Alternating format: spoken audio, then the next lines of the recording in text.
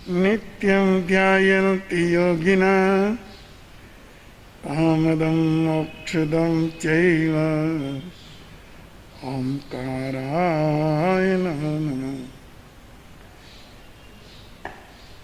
अज्ञानतिमिरान्धानां ज्ञानाञ्जनशलाकया नेत्रैरुन्मीलितं येन तस्मै श्रीगुरुवे नमः।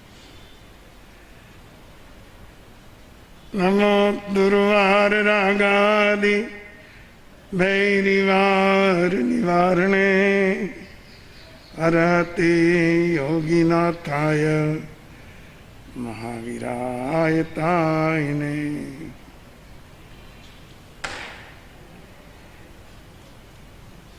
प्रिय श्रोताजनों,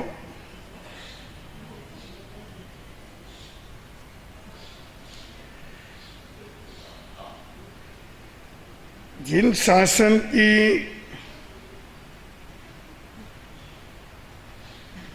सबसे बड़ी विशेषता यह है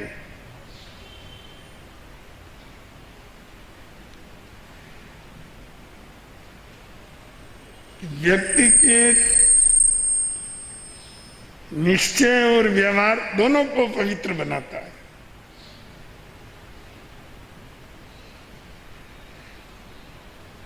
धर्म शासन इस विश्व में बहुत है,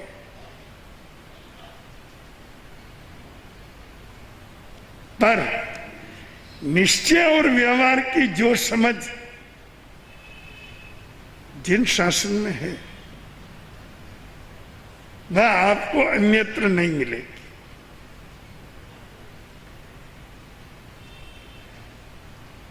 व्यवहार का अर्थ है जीवन का बाह्य पक्ष और निश्चय का अर्थ है जीवन का आंतरिक पक्ष।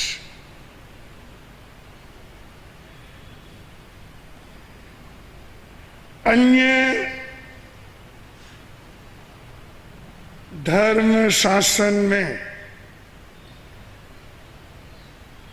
बाह्य पक्ष को शुद्ध बनाने का बहुत जोर है। स्नान करो शरीर पवित्र होगा,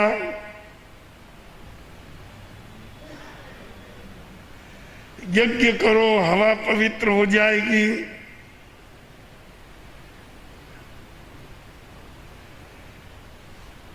अमुक क्रिया करो, गंगा जल चढ़ाओ, अमुक वस्तु चढ़ाओ, अमुक वस्तु भेंट करो, देवी देवता और परमात्मा खुश हो जाएंगे। इस तरह की बहुत बातें विश्व में चल रही है। उसका कुछ असर जैन समाज में भी हुआ है।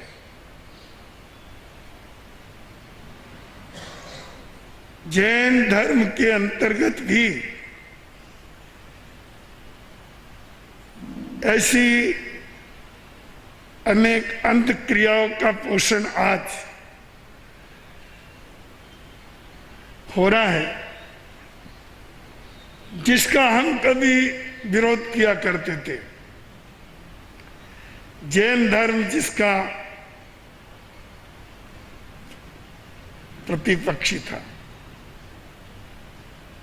आज जैन धर्म के कतिपय क्षेत्रों में उस पाखंडपूर्ण प्रवृत्तियों को महत्व देने की प्रक्रिया जारी है। किंतु मैं वास्तविक जिन शासन की बात करता हूं,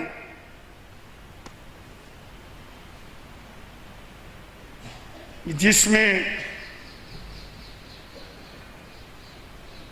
न केवल व्यवहार पक्ष को पवित्र बनाने की प्रक्रिया है और जीवन के निश्चय पक्ष को भी शुद्ध करने की एक पूरी प्रणाली है, पूरी प्रक्रिया है।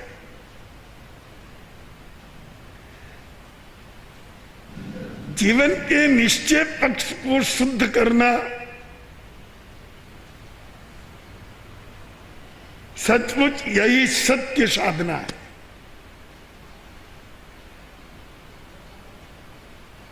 जहां तक बाह्य पक्ष की पवित्रता का प्रश्न है, बाह्य पक्ष के शुद्धिकरण का प्रश्न है, व्यक्ति चोरी न करे, हिंसा न करे, झूठ न बोले, दुराचार न करे, गलत भाषा न बोले, झगड़ा न करे, गाली गलौज न करे, मारा मारी न करे, रास्ते जाए रास्ते आए, नीति से रहे।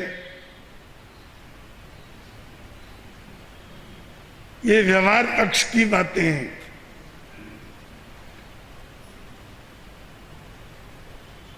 और जहां व्यवहार पक्ष शुद्ध होता है, वहां ये बातें, ये सद्गुण जीवन में लाना ही पड़ता है। पर इसका एकमात्र कारण धर्म नहीं है।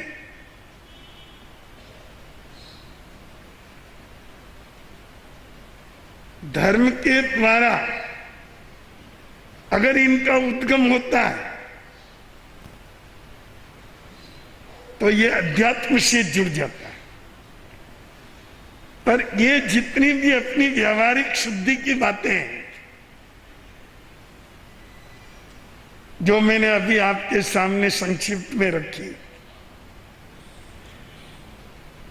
ये तो आपको सरकार के डंडे के बल पर भी करनी पड़ती है। अगर चोरी करेंगे, पकड़ा जाएंगे, तो सीखचों में बंद होना पड़ेगा। गाली गलौज और झगड़ा करेंगे तो हो सकता है मार खा जाए। इस तरह से जितनी व्यावहारिक बातें हैं, जिनको हम अच्छाइयां कहते हैं, ये डंडे के बल पर भी व्यक्ति के जीवन में आ सकती है।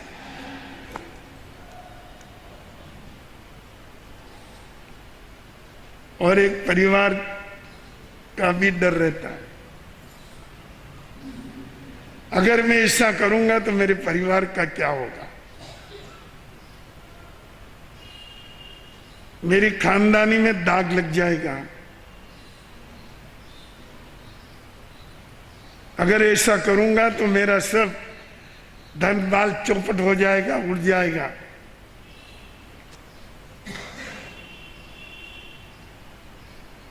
ये व्यवहार पक्ष को शुद्ध करने के डर है।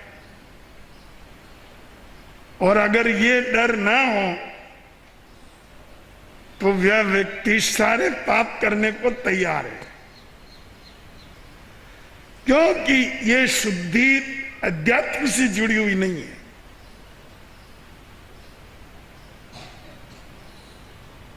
ये शुद्धि बाहर से आई है, दुनिया के डर से आई है, सरकार के डर से आई है, खानदानी के डर से आई है। ये शुद्धि धर्म से नहीं आई है। जो शुद्धि धर्म से आती है वह तो सदा सदा शुद्धि रहती है। एगौवा परिसा गौवा, शुद्धेवा जागरमाणेवा, गामे वा नगरे वा। चाहे व्यक्ति ग्राम में रहे, नगर में रहे, एक में रहे, अनेक में रहे, यहां तक कि सोया हुआ भी वह गलत प्रवृत्तियों में नहीं जाता है, स्वप्न में भी। सुत्ते व जागर माने वा। जो जीवन में व्यवहार शुद्धि अध्यात्म से आती है, वो सर्वदा टिकती है। और जिनका व्यवहार पक्ष शुद्ध है किंतु डंडे की ताकत के कारण, परिवार की इज्जत के डर से, और भी कई कारण हैं। वो शुद्धि जीवन भर टिक जाए ये संभावना नहीं, कभी भी। जब ये डर समाप्त हो जाए, व्यक्ति गलत व्यवहार में चला जाएगा।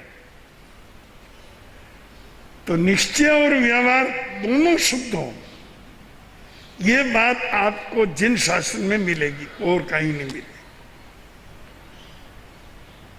परमात्मा भगवान महावीर प्रभु ने सूत्र दिया, जा अंतो ता भई। जा भई ता अंतो। जैसे तुम अध्यात्म में हो, आंतरिकता में हो, चेतना के स्तर पर हो,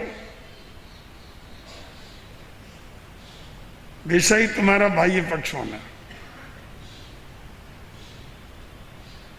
और जैसा तुम्हारा बाह्य पक्ष उज्जवल है, निर्दोष है, शुद्ध है, तो तुम्हारा अंतर पक्ष भी शुद्ध ही होना। तो बंधु, अपने जीवन की बाहरी शुद्धि बना करके ही हम संतुष्ट न हो जाएं। चलो दुनिया हमारी सब इज्जत करती है,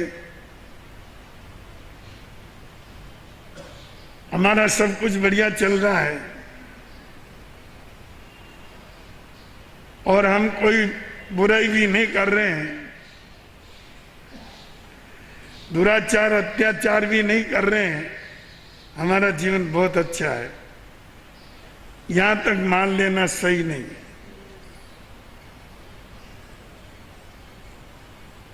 ये सत्य हो, इसके साथ अपने विचारों में भी बुराई के बीज नहीं होना। अगर बुराई के बीज अंदर में मौजूद हैं, तो ये केवल व्यवहार शुद्धि है, जिसका पारमार्थिक लाभ नहीं। तो बंधुओं, एक संत के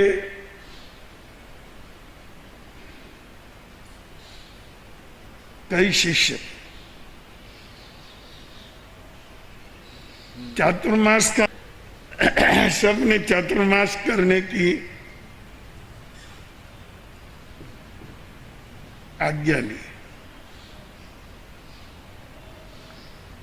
और गुरु की आज्ञा के अनुसार चातुर्मास करने गए तो कोई सांप की बिल पर जाके खड़ा हो गया, तो कोई वृक्ष के कुएं के नजदीक खड़ा हो गया, कोई किसी गुफा में जाके ध्यान करके मग्न हो गया। भय को जीत लिया, कोई भय नहीं, और निर्भयता पूर्ण होनी चाहिए साधना। पर एक शिष्य थे स्थूलभद्र, वो अपनी पूर्व प्रेमिका कोषा के घर से गए, उसके भवन में गए, उनको कहा मैं यहाँ चौमसा करना चाहता हूँ, आज्ञा दो। वो उनकी प्रेमिका थी, उसके लिए तो एक बहुत खुशी की बात थी कि जब से तुम छोड़ के गए तभी से तड़प रही हूं, अब तुम मिले तो बहुत बहुत खुशी की बात। ये पूरा भवन ही आपका है कि नहीं, मुझे भवन की जरूरत नहीं है, मुझे एक दालान की जरूरत है, और मैं अब मुनि यहां 4 मास साधना करने आया। कोषा ने कहा ठहर जाइए, पर साधना वाधना कुछ नहीं चलेगी। जो अपने पूर्व में प्रेम प्यार और आत्मीयता की धारा है, भोग विलास और व्यवहार की जो धारा है, वही चलेगी। स्थूलभद्र ने कहा ये नहीं होगा, तुम्हारी आज्ञा मिल गई, ठहरूंगा। और जो तू चाहती है वो संभव नहीं है। अब वो स्थूल भद्र नहीं है, भोगी स्थूल भद्र नहीं है, अब योगी स्थूल भद्र है। और मैं भी तुझे परमार्थ की धारा में बहाने के लिए आया हूं। जो अमृत मैंने पिया वो तुझे भी पिलाना चाहता हूं। बंधुओं, कोशा इस बात के लिए तैयार नहीं थी। 4 माह तक योग और भोग का संघर्ष चलता रहा। कोशा भोगों की तरफ खींच रही थी, तो स्थूल भद्र त्याग तप साधना की तरफ खींच रहे थे। सबसे बड़ी चीज तत्व ज्ञान, वो उन्होंने 4 महीने में कोशा को बहुत गहराई तक समझाया।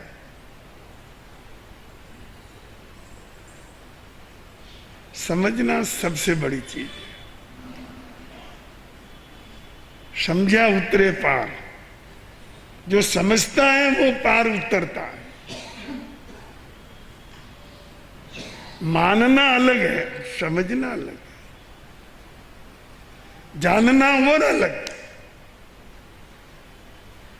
जानने में तो जान लिया, मानने में मान लिया कि ये सच है, पर समझना उसको कहते हैं जो जीवन में उतारा जाए।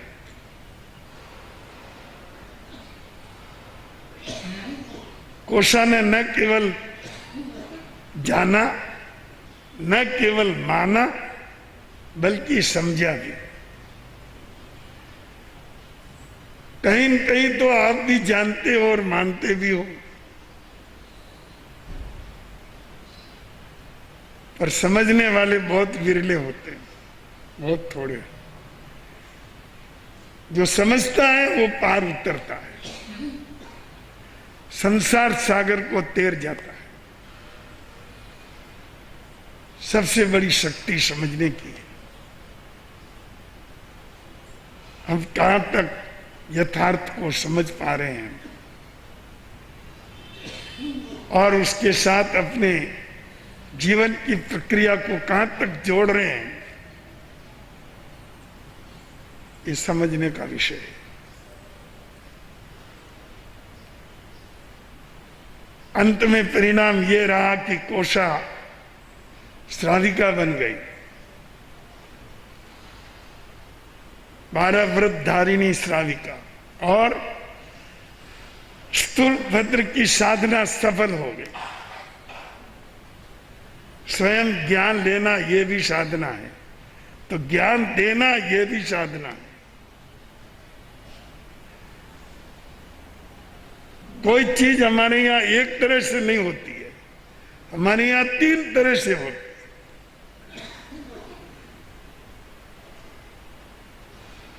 तीन तरह की बातों को समझना चाहिए। जैसे करे, कराए और अनुमोदन करे। ज्ञान सीखे, ज्ञान कराए और ज्ञान करने वाले का समर्थन करे, अनुमोदन करे। खाना खाए, खाना खिलाए और जिसने खाना खिलाया उसका अनुमोदन करे। हर बात 3 तरह से ही होती है, पर हम एक तरह की बात को ही पकड़ के बैठ जाते हैं।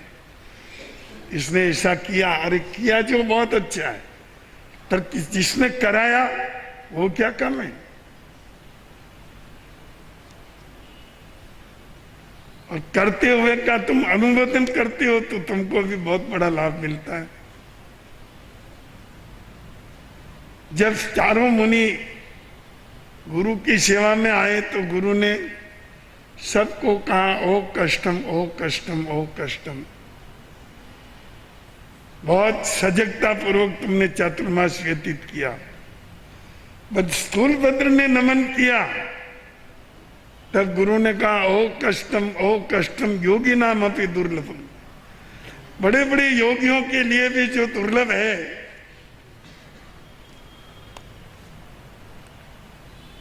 वो उत्कृष्ट कष्ट सहन करके तुमने अपनी संयम साधना सिद्ध की। धन्यवाद। ये बात उन शिष्यों में से एक को बहुत बुरी लगी। हम भी तो शेर की गुफा में थे, सिंह आ जाए तो मारे जाते, पर हमने निर्भयता पूर्वक आत्म साधना में सलीनता प्राप्त की। इसका हमारे गुरु की नजर में कोई महत्व नहीं है। और ये वहां कोसा के यहां रहे, बड़े आराम से रहे, बड़ी सुविधाओं में रहे, फिर भी गुरु इतनी प्रशंसा कर रहे हैं। मैं भी जाके रह सकता हूं, चौमासा कर सकता हूं। वहीं और दूसरे वर्ष आज्ञा ली तो गुरु ने नहीं दी, तू नहीं जाने योग्य है, तू वहां जाने योग्य नहीं है, क्योंकि तू इतनी ऊंचाई का पात्र नहीं है। पात्रता का भी प्रश्न है। सुट्ठो दिनम दुट्ठो परिचयम।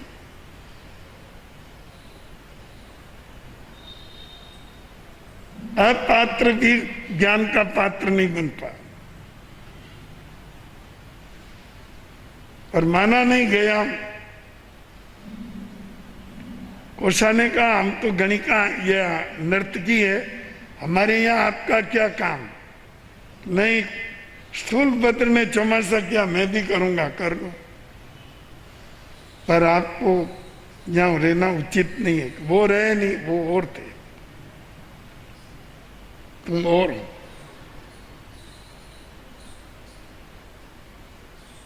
नहीं, बहुत आग्रह किया तो रहने के लिए स्थान दिया।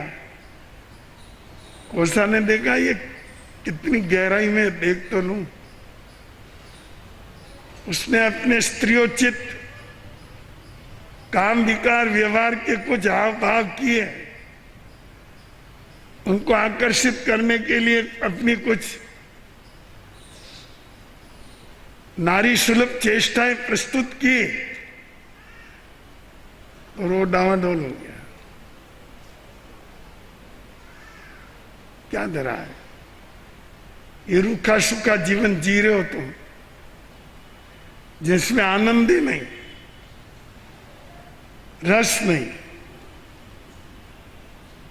आमोद प्रबोध नहीं, हंसी खुशी नहीं।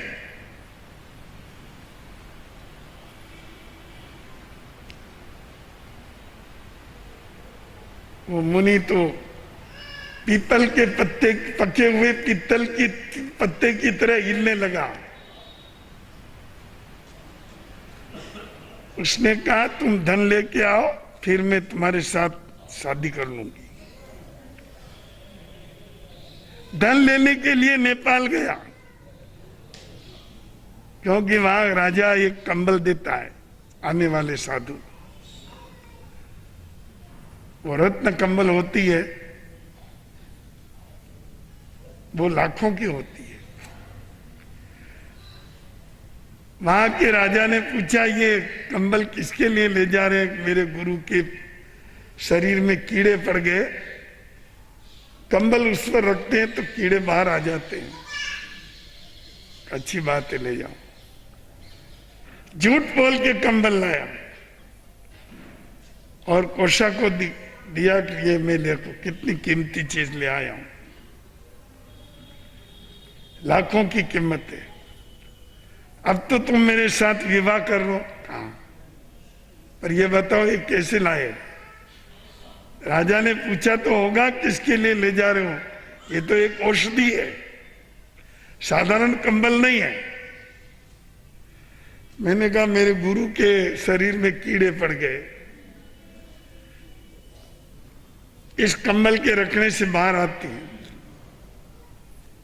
उपचार के लिए ले जा रहा हूं। कोशा ने कहा धिक्कार है तुमको, अपने गुरु के शरीर में कीड़े पटकने जैसा इतना बड़ा झूठ बोलकर तुम ये कंबल उठा के लाया हो, टुकड़े टुकड़े करके गटर में डाल दी। उसने कहा मैंने कितनी बड़ी मेहनत की तुम क्या जानती हो, और तुमने गटर में डाल दी। कोशा ने कहा इसको गटर में डाल रही हूं जो तो तुमको दुख हो रहा है, और तुम अपने संयम को गटर में डाल रहे हो, उसका तुम्हें दुख नहीं है।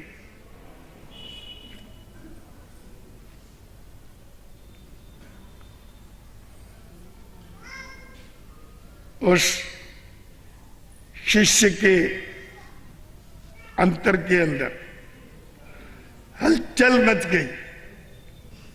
कोशा ने कहा जाओ गुरु के पास, आलोचना करो और प्रायश्चित लो और नया साधु बना लो। मैंने तो केवल तुम्हारी परीक्षा की थी, नहीं तो मैं तो 12 व्रतधारी श्राविका हूं। तुम स्थूल पत्र की होड़ करने आए यहां। बंधु, उसने अपनी आगे आलोचना की होगी।